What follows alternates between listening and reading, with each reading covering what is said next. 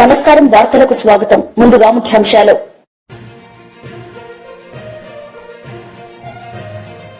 Polavaram project హిస్టరీపై చర్చించిన ముఖ్యమంత్రి Nara Chandrababu Naidu.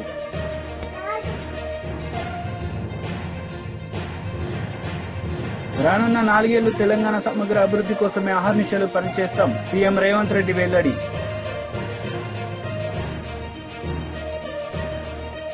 Polavaram project హిస్టరీపై అసెంబ్లీలో ముఖ్యమంత్రి చంద్రబాబు నాయుడు చర్చించారు. ఈ సందర్భంగా ఆయన మాట్లాడారు.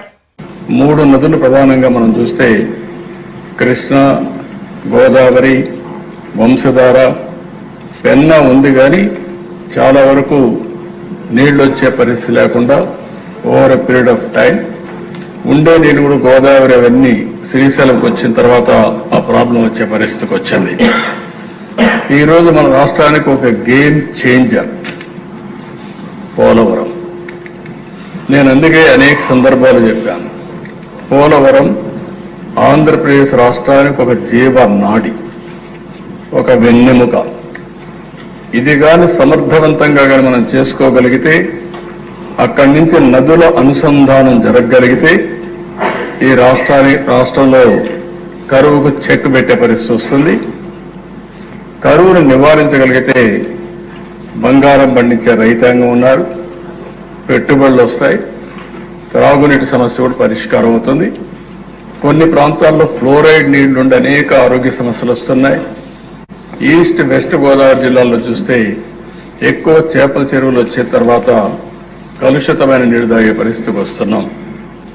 అయితే అధ్యక్ష, ఇక్కడుండే సభ్యులందరికీ కూడా, మీకే కాకుండా రాష్ట్రంలో ఉండే ప్రజలు కూడా అర్థం చేసుకోవాల్సిన అవసరం ఉంది. ఈరోజు ఏదైతే పోలవరం ప్రాజెక్టు ఉందో అది ఇప్పుడుది కాదు, ఓసారి చరిత్ర. ఆ చరిత్రలో మనం చూస్తే 1941లో ప్రపోజల్ వచ్చింది. 1941లో దివాన్ బహదూర్ ఎల్ వెంకటకృష్ణయ్యర్, అప్పుడు చీఫ్ ఇంజనీర్ ఇరిగేషన్, అతను ఒక ప్రపోజల్ పెట్టాడు. ఒక స్టోరేజ్ రిజర్వాయర్ ఇక్కడ వస్తే బాగుంటుంది, గోదావరి పైన రావాలి అని ఆలోచించి ప్రిలిమినరీ ఇన్వెస్టిగేషన్ 42-44లో చేశాడు. అప్పట్లో ఒక జీవో కూడా ఇష్యూ చేశారు. ఆ జీవో ప్రకారం ఫర్దర్ ఇన్వెస్టిగేషన్ తొలిసారి మీరు చూస్తే 170 అడుగులు ఎత్తి పెట్టాలని, ఆ నుంచి 208 అడుగులు కూడా పెట్టాలని. దీనివల్ల 340 నుంచి 700 టీఎంసీ నీళ్లు పోలవరంలో, పేరు కూడా అప్పుడు పోలవరం కాదు, అక్కడ రిజర్వాయర్ నీళ్లు ఉంటాయని చెప్పి ఒక అవగాహనకు వచ్చారు. 75 నుంచి 150 మెగావాట్ల పవర్ ఉత్పత్తి చేయొచ్చు అనుకున్నారు. పేరు కూడా రామపాద సాగర్ ని సైట్ ని ఐడెంటిఫై చేసి అక్కడ ఈ ప్రాజెక్టు కట్టాలని చెప్పి ఆ రోజు నిర్ణయించారు. కడాన దిశ ఈ ప్రాజెక్టుని గోవిందరాజు అయ్యంగారని 5-6 ఆగస్టు 1947లో ఇవన్నీ కూడా కన్సల్టెంట్ గా ఉండి ఇవన్నీ ఎస్టాబ్లిష్ చేసి ఇది ఫీజిబిలిటీ ఉంది, selection of site for dam is the best available site అని ఫైనలైజ్ చేశారు.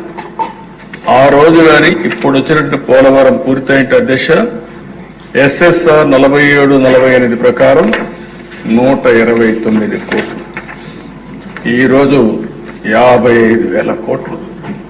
అంటే ఆ రోజు ఈ ప్రాజెక్ట్ అయిపోయింటే రాష్ట్రం ఎంత సువిష్టమయ్యేదో, ఎంత అభివృద్ధి అయ్యేదో ఒక ఉదాహరణ మాత్రం. అది అయిన తర్వాత దిశ చాలా సమస్యలు వచ్చాయి, కానీ అందరూ మర్చిపోయాం.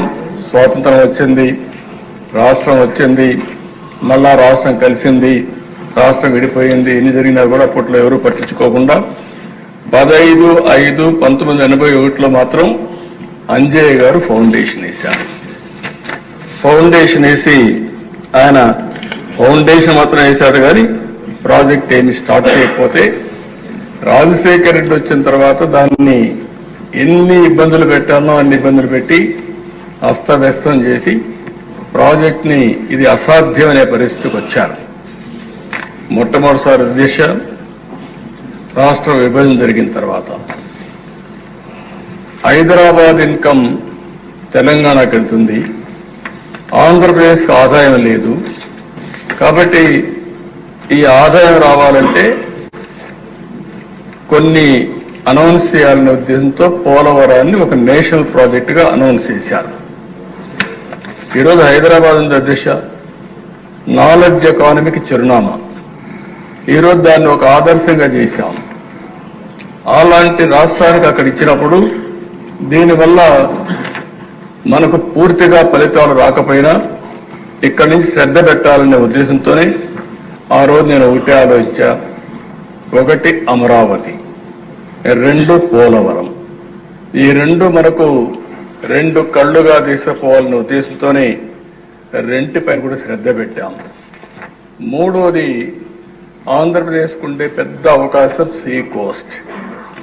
పోర్ట్ లెడ్ ఎకానమీకి ముందుకు పోతే బ్రహ్మాండంగా అభివృద్ధి అవుతామనే ఉద్దేశంతో ఈ మూటిపైన కూడా దృష్టి పెట్టి ఒక పక్క పెట్టుబడులు, ఒక పక్క అమరావతి, ఇంకొక పక్క పోలవరం ద్వారా నదుల అనుసంధానానికి మనం ముందుకు పోయాము. రానున్న 4 ఏళ్ల తెలంగాణ సమగ్ర అభివృద్ది కోసమే అహర్నిశలు పనిచేస్తామని, ఎవరైనా కుట్రలు చేసి అడ్డుకోవాలని ప్రయత్నిస్తే జైలులో ఊచలు లెక్క పెట్టిస్తామని ముఖ్యమంత్రి రేవంత్ రెడ్డి హెచ్చరించారు. కాంగ్రెస్ పార్టీ రాష్ట్రంలో అధికారం చేపట్టి ఏడాది పూర్తవుతున్న సందర్భంగా హన్మకొండలో నిర్వహించిన బహిరంగ సభలో సీఎం పాల్గొన్నారు. ఏడాది పాలనలో కాంగ్రెస్ సర్కార్ అభివృద్ది, సంక్షేమ పథకాల్ని వివరిస్తూనే బీఆర్ఎస్, బీజేపీని లక్ష్యంగా చేసుకుని తీవ్రస్థాయిలో మండిపడ్డారు. ఇందిరమ్మ రాజ్యంలో 1 కోటి మందిని మహిళలను కోటీశ్వరులుగా చేసే ప్రణాళికల్ని అమల్లోకి పెట్టామని తెలిపారు. ఈ రాష్ట్రంలో ఆర్థికంగా వాళ్ళు చేసిన అప్పులు 7 లక్షల కోట్లు. ఇవాళ ఈ రాష్ట్రంలో ప్రతి నెల వస్తున్న ఆదాయం, పాత్రికేయ మిత్రులారా రాసుకోండి, ప్రతి నెల ఈ రోజు తెలంగాణ రాష్ట్రంలో వస్తున్న ఆదాయం 18,500 కోట్లు. ఈ 18,500 కోట్లలో 6,500 కోట్లు దాదాపుగా ప్రభుత్వ ఉద్యోగులకు జీతాలు, పెన్షన్ల కింద పోతున్నాయి. ఇంకొక 6,500 కోట్లు కేసీఆర్ చేసిన 7 లక్షల కోట్లకు అప్పు మిత్తి కింద కట్టడానికి పోతున్నాయి. ఈ 13,000 కోట్లు జీతభత్యాలకు కేసీఆర్ మన నెత్తి మీద మోపిన అప్పుకు ఇవాళ పోతే మిగిలిన 5,500 కోట్లు ప్రతి నెల ఆదాయం ఉంటే ఎన్నో రకాల ఇబ్బందులను ఎదుర్కొని కడుపు కట్టుకొని అవినీతిని నిర్మూలించి రూపాయి కూడబెట్టి ఇవాళ రైతు రుణమాఫీ చేస్తే మమ్మల్ని అభినందించడానికి నీ మనసు లేదు, కానీ ఈరోజు మమ్మల్ని శాపనార్థాలు పెట్టే ప్రయత్నం చేస్తున్నారు. అందుకే ఇవాళ కేసీఆర్ బాధపడుతుండు. ఎందుకంటే రైతులకు రుణమాఫీ రేవంత్ రెడ్డి చేసే కదా, ఇంకా నాకేం మిగులుతుంది చెప్పనే. ఒరేసుకుంటే అన్నాడు ఉరి అన్నాడు, అవునా? ఒరేసుకుంటే ఉరేసుకున్నట్టే అని కేసీఆర్ ముఖ్యమంత్రిగా మాట్లాడిందా లేదా? అలాంటి చంద్రశేఖర్ రావు ఆయన 150 ఎకరాలు ఫామ్ హౌస్ లో ఒరేసుకుంటే ఆ వివరాలన్నీ బయటపెట్టి, బండారం బయటపెట్టి బండకేశాయల్లో కొట్టిన. ఇవాళ బాజాబ్తా తెలంగాణ సమాజం 66 లక్షల ఎకరాలల్లా 1,53,00,000 మెట్రిక్ టన్నుల వరి ధాన్యాన్ని స్వతంత్రం వచ్చినప్పటి నుంచి ఈ రోజు వరకు ఏ రాష్ట్రం, ఉమ్మడి రాష్ట్రం ఆంధ్రప్రదేశ్లో కూడా 23 జిల్లాలు ఉన్నప్పుడు కూడా ఇంత పంట రాలే. ప్రపంచ రికార్డు ఇవాళ తెలంగాణ రాష్ట్రం 66 లక్షల ఎకరాలలో 1,53,00,000 మెట్రిక్ టన్నుల వరి ధాన్యాన్ని పండిస్తే ఎంఎస్పీ ఇయ్యడమే కాదు, సన్న వడ్లకు 500 రూపాయల బోనస్ ఇచ్చి కొంటున్న రాష్ట్రం ఈ దేశంలోనే తెలంగాణ రాష్ట్రం ఉంది. రైతులను ఆదుకున్న ప్రభుత్వం ఇందిరమ్మ రాజ్యంలో ప్రజా ప్రభుత్వం అని నేను చెప్పదలుచుకున్నా. ఇవన్నీ కోల్పోయిన టాన్ కేసీఆర్ని అడుగుతున్నా, నీ దుఃఖమేందో, నీ బాధ ఏందో, నువ్వు చెప్పింది నిజమైతే రా, అసెంబ్లీలోకి రా, చర్చ పెడదాం, తారీఖు నిర్ణయించు. చంద్రశేఖరరావు ఏ రోజు చెప్తావో, ఏ సమయం చెప్తావో ఆ రోజు అసెంబ్లీ పెడతా, రా. నువ్వు ఓడితే ఇంట్లో పోయి బంతవా? రాహుల్ గాంధీని చూసి సిగ్గు తెచ్చుకో. 3 సార్లు ఓడిపోయినా ప్రతిపక్షం ఉండి కన్యాకుమారి నుంచి కశ్మీర్ వరకు 150 రోజులు 4,000 కిలోమీటర్లు మండు టెండలో, మంచు కొండలో పాదయాత్ర చేసి ప్రజలకు అందుబాటులో ఉన్నోడు అంటే బాధ్యతాయుతమైన ప్రతిపక్ష నాయకుడు. అధికారంలో ఉంటే దోసుకుంటా, ప్రతిపక్షంలో ఉంటే ఫామ్ హౌస్లో వండుకుంటా. ఇదా నీ విధానం? నిజంగానే ప్రజలు కష్టాలలో ఉంటే ఫామ్ హౌస్లో గాడిది పండ్లు దొంగతున్నావా? రా, ప్రజల్లోకి వచ్చి మాట్లాడు. ప్రతిపక్షంగా ఏం సూచన చేస్తావో చెయ్యి ప్రభుత్వానికి, మేము వినడానికి సిద్ధంగా ఉన్నాం. నువ్వు లేవనెత్తిన అంశాలు సహేతుకమైనవైతే సరిదిద్దడానికి సిద్ధంగా ఉన్నాం. నువ్వు రావు, ఆ చిల్లరగాళ్ళని ఇద్దరిని ఊరి మీదకి వదిలిండి అచ్చోసిన ఆంబోతులాక. ఊర్లలో దేవుళ్ళకి వదులుతారు కదా దున్నపోతులని తెలుసు కదా, అది ఏడశేళ్ళ మేసి వచ్చినా ఏమనం. దేవరకు వదులుతాం కదా అచ్చోసిన వాటిని, దేవరకు వదిలే ఓ రోజు బలి ఇస్తారు.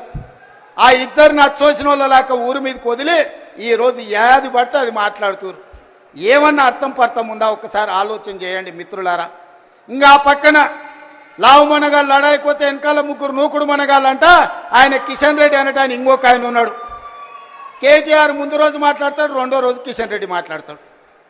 మనం గుజరాత్లో Sabarmati river development front Modi గారు అభివృద్ధి చేస్తే సపోర్ట్ కొడతాడు. మా మోడీ చూడు గుజరాత్లో గొప్పగా చేసిండని. కానీ అదే Musi river development front Hyderabad నగరంలో ప్రపంచానికి ఆదర్శంగా ఉండేట్టుగా మనం చేద్దామంటే వద్దు, నేను అడ్డం పడుకుంటా అంటాడు. నేనన్నా నువ్వు మోడీ గులాంవా గుజరాత్ గులాంవా ఎందుకు అడ్డం పడుతున్నావని. సిగ్గు లేకుంటే నేను మోడీ గులాంని అంటుడు ఆయన. నన్ను గ్రామాల్లో చెత్త సేకరణ నిర్వహణపై ప్రభుత్వం ప్రత్యేక దృష్టి సారించిందని ఉప ముఖ్యమంత్రి పవన్ కళ్యాణ్ అన్నారు. గ్రామాల్లో డంపింగ్ యార్డ్ల నిర్వహణపై శాసన మండలిలో చర్చ సందర్భంగా సభ్యులు అడిగిన ప్రశ్నలకు పవన్ కళ్యాణ్ సమాధానమిచ్చారు. అసలు మొత్తం మండల్ హెడ్ క్వార్టర్స్ గా ఉండి మెయిన్ ఈ డంపింగ్ యార్డ్స్ కి సంబంధించి ప్రతి గ్రామం నుండి ప్రత్యేకంగా కొన్ని బండ్లు పెట్టి చెత్తను సేకరణ. ఎందుకంటే కొన్నిసార్లు కొన్ని గ్రామాల్లో స్థలాల సేకరణ కొంచెం కష్టంగా ఉంది. ఎందుకంటే కనీసం స్కూల్స్ కూడా సెంటు భూమి లేని గ్రామ పంచాయతీలు ఉన్నాయి అధ్యక్ష. అందుకని ప్రత్యేకించి మేము ఆలోచిస్తుంది ఏంటంటే ప్రతి ఒక 10-12 గ్రామాలని ఒక ఉమ్మడిగా తీసుకొని వాటికి సంబంధించి ఒక కామన్ డంపింగ్ యార్డ్ని తీసుకొని ప్రతిపాదన చేస్తున్నాం అధ్యక్ష. దీన్ని కొద్ది రోజుల్లో మీకు దీని మీద ఒక సమగ్రమైన వివరాలు తెలియజేస్తాం. బట్ ఖచ్చితంగా ఈ సమస్యను గుర్తించా, ఇది మనందరి బాధ్యత. Will take it forward. Question number 13502 deputy chief minister గారు.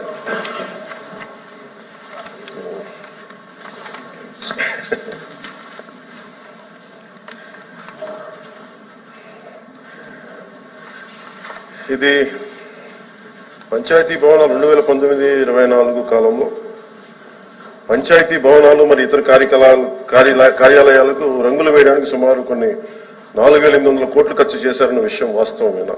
ఇలాంటి 2-3 ఉన్నాయి అధ్యక్ష. 2019-24 పంచాయతీ భవనాలకు నేను ఇవ్వగలిగే క్లారిటీ దీనికి సంబంధించి అధ్యక్ష, 2019-24 పంచాయతీ భవనాలకు గ్రామ సచివాలయాలకు మాత్రమే రంగులు వేయడానికి 101.81 కోట్ల మొత్తాన్ని ఖర్చు చేయడం జరిగింది అధ్యక్ష. రంగులు వేయడానికి ఖర్చు చేసిన మొత్తంలో 49.8 కోట్ల మొత్తాన్ని పెయింటింగ్ వేయడానికి, 52.73 కోట్ల మొత్తాన్ని భవనాలకు ఉన్న పెయింట్ ని తొలగించి మళ్ళీ తిరిగి రంగులు వేయడానికి ఖర్చు జరిగింది. ఈ ప్రశ్నకి అది అన్ని కార్యాలయాలకు సార్, నేను చెప్తున్న ఓన్లీ పంచాయతీ భవనాలు. బి ప్రశ్నకి ఏమీ లేదండి. గ్రామ సచివాలయాల భవనాలకు ఉపయోగించే రంగు విధానాన్ని ప్రశ్నిస్తూ వివిధ పార్టీల్లో హైకోర్టులో రిట్ పిటిషన్లు దాఖలు చేయడం జరిగింది. అలాగే మూడో ప్రశ్నకి హైకోర్టు జారీ చేసిన ఆదేశాల ప్రకారం రంగులను తొలగించి కింద విధానంలో భవనాలకు తిరిగి రంగు వేయించవలసిన ప్రభుత్వంలోనే జిల్లా కలెక్టర్లు మరియు జిల్లాధికారులను ఆదేశించడమైంది. గ్రామీణ గిరిజన రంగోలీ పెయింటింగ్ యొక్క విలక్షణమైన లక్షణాలతో టెర్రకోట రంగులకు పైన 8 అంగుళాల వెడల్పు గల బోర్డర్ డిజైన్ తో నేల నుండి 2.5 అడుగుల ఎత్తుతో భవనాల భాగంలో హాఫ్ వైట్ రంగుకు మరియు దిగువన టెర్రకోట రంగు వేయడం. కేంద్ర మంత్రి కిషన్ రెడ్డి మీడియా సమావేశం నిర్వహించారు. ఈ సందర్భంగా పలు అంశాలపై ఆయన మాట్లాడారు. सोशल वर्कर्स भी, एनजीओस भी, नेशनलिस्ट ऑर्गेनाइजेशन के साथ साथ अलग अलग इंडिपेंडेंट ऑर्गेनाइजेशंस के एनजीओस भी इस लोक मंथन कार्यक्रम में 4 दिन के कार्यक्रम में भागीदार होंगे. आज के समाज में आपको मालूम है कला, शिक्षा, मीडिया और पॉलिटिक्स माध्यम से डिसिसिव कॉन्स्पिरेंसी किया जा रहा है. उसके प्रति एक सही अंडरस्टैंडिंग, सही कल्पना और प्रॉस्पेक्टिव आज दुनिया के सामने स्थापित करना, जनता के सामने ले जाना, ये लोकमंथन बहुत सालों से काम करती है। इस लोकमंथन 2024 का प्रमुख रूप से यही उद्देश्य है, भारत की विविधता में एकता मजबूत करना हो और दुनिया भर के जितने भी सवाल आज फेस कर रहे उस सवालों को दुनिया के सामने समाधान निकालना चाहिए, ये भी लोकमंथन काम करते हैं। और विकसित भारत हमारे भारत के सामने सभी वर्गों के लिए, सभी संस्था के लिए, सभी व्यक्ति के लिए हमारे लिए एक चैलेंज है। देश को एक आत्मनिर्भर भारत का अभियान जो देश भर में चल रही है, इसमें भी सभी लोगों को जोड़ने के लिए लोकमंथन प्रयास करते हैं। जनजाति समाज को शिक्षित, सशक्ति और सुदृढ़ बनाना, ये सभी समाज का जिम्मेदारी है। इसके लिए भी प्राचीन जनजाति ग्रामीण कलाओं को एक मंच पर लाना और उसको जनजाति के कलाओं को और उनका संस्कृति को, उनके जीवन विधान को प्रोटेक्ट करना, प्रिजर्व करना, प्रोत्साहन करना, उनके कलाओं को, उनके जो आर्टिजान्स को प्रॉपर प्लेटफॉर्म के द्वारा प्रोत्साहित करना, दुनिया के सामने लाना, ये भी लोकमंथन लगातार काम करते हैं। किसी एक संगठन के द्वारा ये कार्यक्रम आयोजित नहीं किया है, बल्कि कई संगठन పోలవరం ప్రాజెక్టుపై శాసనసభలో సుదీర్ఘంగా మాట్లాడిన సీఎం చంద్రబాబు పచ్చి అబద్దాలు చెప్పారని, గత మా ప్రభుత్వంతో పాటు నాటి వైఎస్సార్ గారి ప్రభుత్వంపైన నిందలు వేశారని వైఎస్సార్సీపీ గుంటూరు జిల్లా అధ్యక్షుడు మాజీ మంత్రి అంబటి రాంబాబు వెల్లడించారు. పోలవరం ప్రాజెక్టును జాతీయ ప్రాజెక్టుగా గుర్తించామని, తామే స్వయంగా కడతామని రాష్ట్ర విభజన చట్టంలో కేంద్రం స్పష్టం చేసినా కమిషన్ల కోసం కక్కుర్తిపడిన చంద్రబాబు ప్రాజెక్టును తామే కడతామని తీసుకుని ఆ ప్రాజెక్టును సర్వనాశనం చేశారని ఆక్షేపించారు. ఇది వెన్నెముక, నదుల అనుసంధానానికి ఇది చాలా ప్రధానమైంది. పోలవరం ప్రాజెక్ట్ అనేది నిర్మాణం జరిగితే రాష్ట్ర ప్రజలు నీటి కోసం, నీటి ఎద్దడి కోసం, ఇంక్లూడింగ్ రాయలసీమ ఎక్కడా కూడా ఇబ్బంది పడవలసిన అవసరం ఉండదు. అలాంటి మహత్తరమైన ప్రాజెక్టు ఇది అని చెప్తున్నారు. సంతోషం. అయ్యో చంద్రబాబు నాయుడు గారు, మీరు రాజశేఖర రెడ్డి గారు వచ్చి ఫౌండేషన్ స్టోన్ వేసి పనులు ప్రారంభించేంత వరకు 2004 నవంబర్లో రాజశేఖర రెడ్డి గారు ఫౌండేషన్ వేశారు. కుడి ఎడమ కాలువలు తవ్వేటటువంటి ప్రయత్నం చేశారు. చాలా వేగవంతంగా ఆ కార్యక్రమాల్ని ప్రారంభించేటటువంటి పని రాజశేఖర రెడ్డి గారు చేశారు. నేను అడుగుతా ఉన్నా, చంద్రబాబు నాయుడు గారు, ఎన్టీ రామారావు గారిని వెన్నుపోటు పొడిచి అధికారంలోకి వచ్చిన తర్వాత కంటిన్యూస్గా ఈ రాష్ట్ర దురదృష్టమో అదృష్టమో నాకు తెలియదు, కానీ మళ్ళా రాజశేఖర రెడ్డి గారు ముఖ్యమంత్రి అయ్యేంత వరకు 2004 వరకు మీరే ముఖ్యమంత్రిగా ఉన్నారుగా, ఎందుకు ఈ జీవనాడి గురించి అసలు మీరు ఆలోచన చేయలేదు? ఎందుకు దీనికి ఫౌండేషన్ స్టోన్ వేసి మళ్ళీ తిరిగి పన్ను ప్రారంభించాలనే ఆలోచన మీకు ఎందుకు రాలేదు? అంజయ్య గారు 1981లో ఫౌండేషన్ వేశారు అని చెప్తున్నారు కదా, ఇన్ని సంవత్సరాలు మీరు ఈ పోలవరం గురించి ఎందుకు ఆలోచించలేదు అంటే, పోలవరం గురించి మీరు చెయ్యాలనేటువంటి సంకల్పమే మీ మనసులో లేదు, మీకు ఆలోచన లేదు. రాజశేఖర రెడ్డి గారు 2004లో అధికారంలోకి వచ్చిన తర్వాత ఏ విధంగా అయినా సరే ఈ పోలవరాన్ని పూర్తి చేయాలి, ఇది రాష్ట్రానికి కావలసినటువంటి ప్రాజెక్టు అనేటువంటి ఉద్దేశంతో పోలవరానికి శంకుస్థాపన చేసి రాష్ట్ర ప్రభుత్వమే సుమారుగా 4,000 కోట్ల రూపాయలు ఖర్చు పెట్టి కుడి ఎడమ కాలువలు తవ్వి, సరే దురదృష్టవశాత్తు రాజశేఖర రెడ్డి గారు మరణించడం జరిగింది. ఆ తర్వాత పరిణామాలు మీ అందరికీ తెలుసు. రాజశేఖర రెడ్డి గారు మరణించారు, కాంగ్రెస్ పార్టీ వచ్చింది, కాంగ్రెస్ పార్టీ కూడా టెండర్ టాల్స్టాయ్కి ఇచ్చారు, వాళ్ళు కొన్ని పనులు చేశారు. దురదృష్టవశాత్తు రాష్ట్రం విడిపోయింది. విడిపోయినప్పుడు ఏం జరిగింది? ఇది చాలా ముఖ్యమైన ప్రాజెక్టు కాబట్టి దీన్ని జాతీయ ప్రాజెక్టుగా డిక్లేర్ చేశారు వాడు. మనకు రాష్ట్రం విడిపోయినా తెలంగాణ లాంటి ఆదాయం కలిగినటువంటి మహాపట్టణం మనకు లేదు కాబట్టి ఏదో ఒక విధంగా మనకు కొద్ది మొగ్గు వేయాలనేటువంటి ఉద్దేశంతో ఆ రోజున దీన్ని జాతీయ ప్రాజెక్టుగా వారు సంకల్పించి మన విభజన చట్టంలో చాలా క్లియర్గా పెట్టారు. నేను అడుగుతా ఉన్నా, జాతీయ ప్రాజెక్ట్ అంటే ఏంటి? ప్రతి పైసా కూడా కేంద్ర ప్రభుత్వమే ఖర్చు పెట్టి ప్రాజెక్టును పూర్తి చేసి మనకు ఇవ్వాల్సినటువంటి ప్రాజెక్ట్. ఇది ఒక విధంగా రాష్ట్రం విడిపోయిందనే బాధలో ఉన్నా సరే ఈ పోలవరం ప్రాజెక్టునైనా రాష్ట్ర ప్రభుత్వం యొక్క పైసా ఖర్చు లేకోకుండా ఇది పూర్తి చేస్తారు అనేటువంటి భావన కలిగే విధంగా కేంద్ర ప్రభుత్వం ఆ రోజున కాంగ్రెస్ పార్టీ మనకు చేసింది.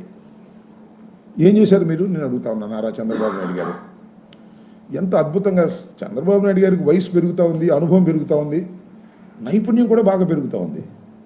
నైపుణ్యం దేనిలో తెలుసా? పచ్చి అవాస్తవాలను వాస్తవంగా చెప్పేదానిలో నైపుణ్యం. అంతా ఎదుటి పార్టీ వాళ్ళ మీద వేసేటటువంటి నైపుణ్యం. చేయని పనిని కూడా తానే చేశాను, అసలు ఈ పోలవరం ప్రాజెక్ట్ అనేది తన కలల పంట అనేటువంటి పద్ధతుల్లో ఒక నైపుణ్యతతో కూడినటువంటి అసత్యాలను మైక్ ముందు, అసెంబ్లీ ముందు చెప్పేటటువంటి నైపుణ్యత ఆయన పెరుగుతూ ఉంది. నేను అడుగుతా ఉన్నా, చంద్రబాబు నాయుడు గారు కేంద్రం కట్టవలసినటువంటి కొత్త మెడికల్ కాలేజీలపై కూటమి ప్రభుత్వం కుట్ర చేస్తుందని, ప్రైవేటీకరణ కోసమే అడ్మిషన్లు వద్దన్నారని మాజీ మంత్రి విడుదల రజని మండిపడ్డారు. ప్రైవేటీకరణ అనేది కూటమి సర్కార్ ఫిలాసఫీ అని, అందుకే రాష్ట్రంలో మెడికల్ కాలేజీలను ప్రైవేట్ వ్యక్తులకు దారాదత్తం చేయాలని ప్రయత్నిస్తున్నారని ధ్వజమెత్తారు. ఫ్యామిలీ డాక్టర్ కాన్సెప్ట్ గొప్ప ఆలోచన. గ్రామంలోకి సూపర్ స్పెషాలిటీ డాక్టర్లను పంపి పేదలకు వైద్యం అందించాం.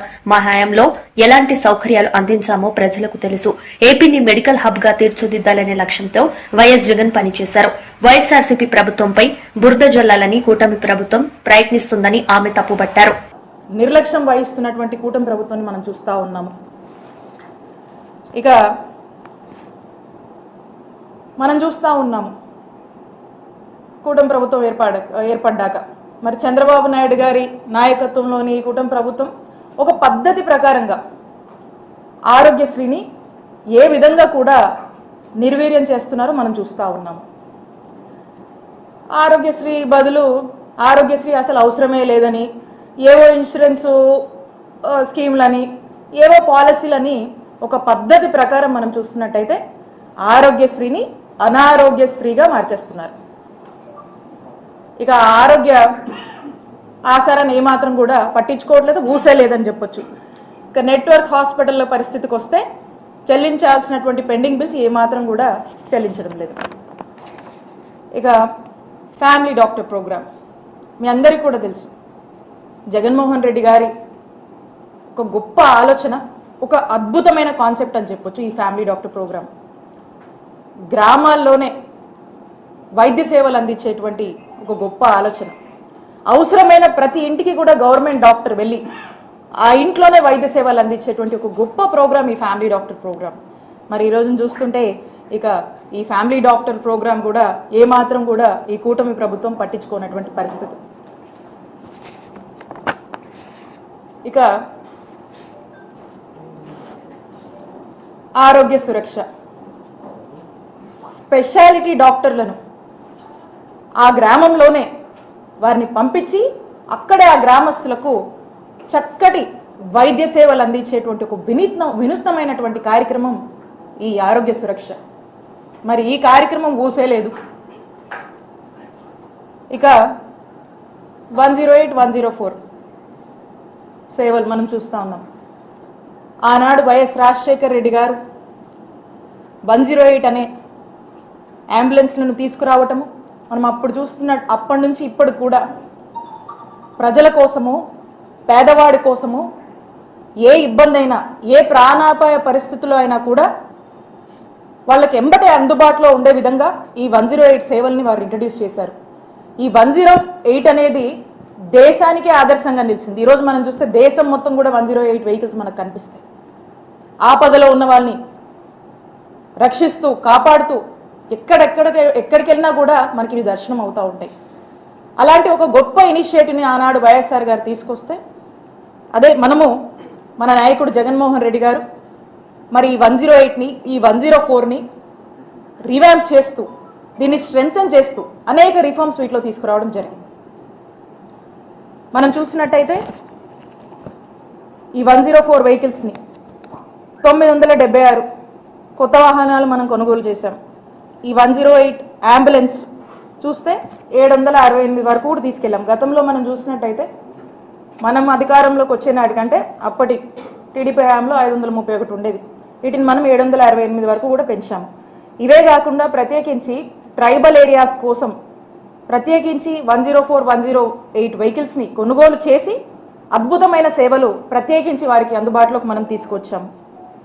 అంటే పేషెంట్ని ఒక గోల్డెన్ అవర్లో రక్షించుకోవాలనేటువంటి బాధ్యత జగన్మోహన్ రెడ్డి గారి ప్రభుత్వానికి ఉండింది కాబట్టి ఇవన్నీ కూడా మనం తీసుకొచ్చాము. ఇవి తీసుకురావడమే కాదు, చక్కగా వీటి యొక్క ఇంప్లిమెంటేషన్, వీటి కోసము ఎమర్జెన్సీ కాల్ సెంటర్స్, వీటిని మానిటర్ చేయడము, అండ్ ఇంతకుముందు లేనటువంటి అడ్వాన్స్మెంట్తో ఉన్నటువంటి వెహికల్స్ని మేము తీసుకొచ్చి, అలాగే ఇంతకు ముందు ఉన్నటువంటి వెహికల్స్ కూడా ఏదన్నా కండిషన్లు లేకపోతే మనకే ఎక్కడో రోడ్డు మీద ఎక్కడో ఆగిపోతున్నదో కాదు, మనమే వాటిని చెక్ చేసి వాటి కండిషన్ చెక్ చేసి మనమే కొన్ని తీసేసి మళ్ళీ మనమే కొన్ని కొత్తవి తీసుకొచ్చి దాంతోపాటు ఇంకా కూడా ప్రజలందరికీ ఎక్కడ కూడా అంతరాయం కలగకూడదు అని చెప్పి బ్రహ్మాండంగా ఇటు సేవలు ఉండాలి అని చెప్పి మరి మనం ఇవన్నీ కూడా తీసుకొచ్చి స్ట్రెంగ్తన్ చేసి మనం ముందుకు వెళ్తూ ఉంటే మరి మంత్రి గారు మాట్లాడుతూ ఉన్నారు ఏదో జరిగిపోయినట్టు, అసలు ఏదేదో అయిపోయినట్టు, అసలు మన జగన్ గారి హయాంలో అసలు ఏం బాగాలేదన్నట్టుగా మంత్రి గారు మాట్లాడుతూ ఉన్నారు. మరి మంత్రి గారు తెలిసి మాట్లాడుతున్నారు, తెలియ మాట్లాడుతున్నారు, నాకైతే అర్థం కావట్లా. మీ అందరు కూడా తెలుసు జగన్ గారి హయాంలో. వార్తలు ముగించే ముందు ముఖ్యాంశాలు మరోసారి. పోలవరం ప్రాజెక్టు హిస్టరీపై చర్చించిన ముఖ్యమంత్రి నారా చంద్రబాబు నాయుడు.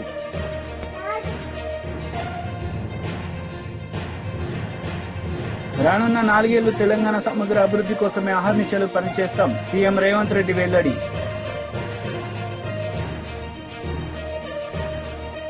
ఈ వార్తలు ఇంతటితో సమాప్తం. తిరిగి ప్రసారమయ్యే వార్తల్లో మళ్లీ కలుద్దాం. అంతవరకు సెలవు. నమస్తే.